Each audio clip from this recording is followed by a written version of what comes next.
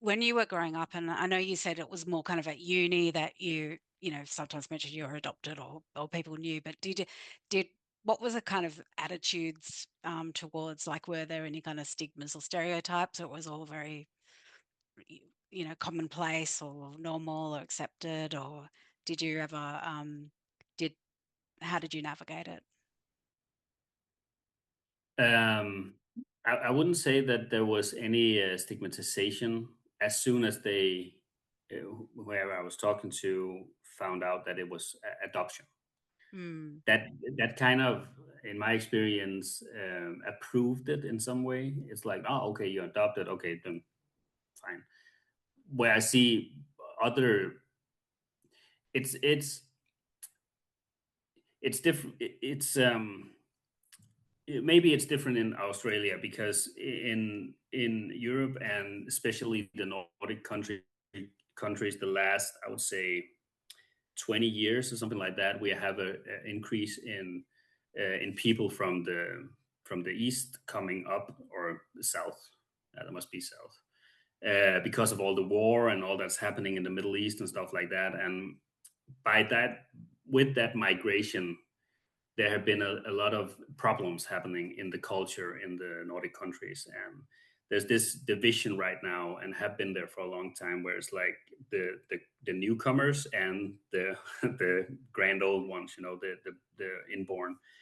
Um, and I kind of, because I look the way I do, I kind of fall in between, and that's a really special place to be, because I oftentimes when I meet new people, they assume that I'm from the Middle East, and they assume whatever they have as assumptions about people from the Middle East. But I see myself as a very Danish, so my value is Danish, and those two things meet a lot, where I have to navigate in that. I don't know if it makes sense, because mm, I don't know how it is in Australia, so it's a very Nordic thing, or a very European thing. um, but that have been a bit hard for me to navigate in, because I meet, and I should say that a lot of the, not a lot, but some people in Europe are not so glad or happy about all the migration that had happened, because they feel like their country are losing its value, and we have to adapt to other cultures and stuff like that. So I meet a lot of negativity, uh, purely based on my appearance. mm. And then I've a couple of times I have spoken in phone with someone, and then I meet them in real life after the phone conversation, and they always say, "Oh, I didn't expect you to look like that," because I'm so Danish in my blood, so all my Mm, values, I talk, everything is just so Danish, and then when I show up, it looks like I'm from a whole different country, right? So I wouldn't say that that doesn't really have anything to do with, well, it does, but the adoption itself, mm, it's more that I ended up in an area, or in a era of time, where this is a problem where I live, and I have to navigate that, because I stand a little bit in both mm. camps here, right? Yeah. So I would say that have been the biggest problem. But when I then say that I'm adopted, it kind of goes away. So the adoption actually saves me a little bit from whatever negative Mm, mm. interpretation they have about people from the Middle East. Yeah.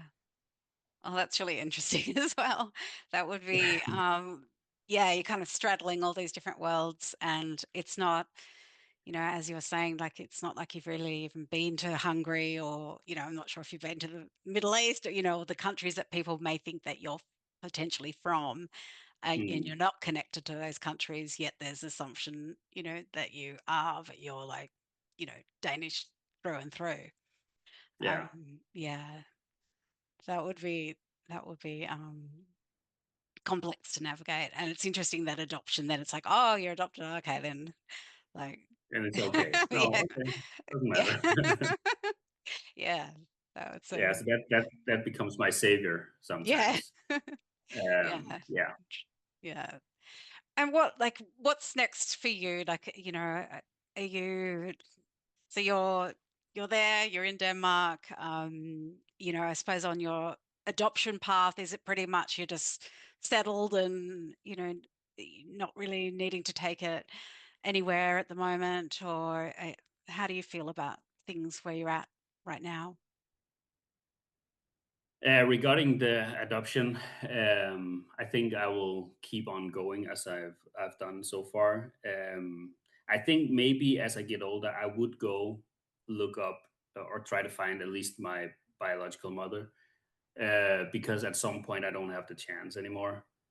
Um, so I would do that probably just to say I know this is her, and I don't know, maybe when I meet her I want to get to know her more, or maybe I don't know, but just to while I have the chance I should probably do it.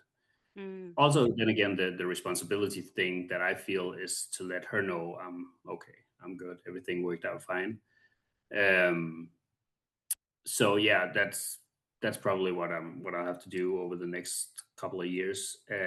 Other than that, I think that just keep on evolving. yeah, yeah. Yeah, That sounds like a good plan. And I think that, it is probably as you get older and then you're imagining your birth parents getting older, that, that if you wanted to do it, it's that kind of opportunity that's, you never know. But yeah, that's yeah, it's slipping away. So I can see it in my adopted parents as well. When they get older, you kind of have to accept that, and also figure out, okay, what does that actually mean for the way I live my life, and do I need to mm, do different things, or approach it differently, because at some point you're gonna stand there and you have to accept that they're not going to be a part of your life anymore. So mm, I think that at least just yeah, at least I have to try, I think. mm. Yep. Yeah. Well, it's really been fantastic talking to you, Daniel. And yeah, just I've learnt so much, and there's so many more questions I actually have.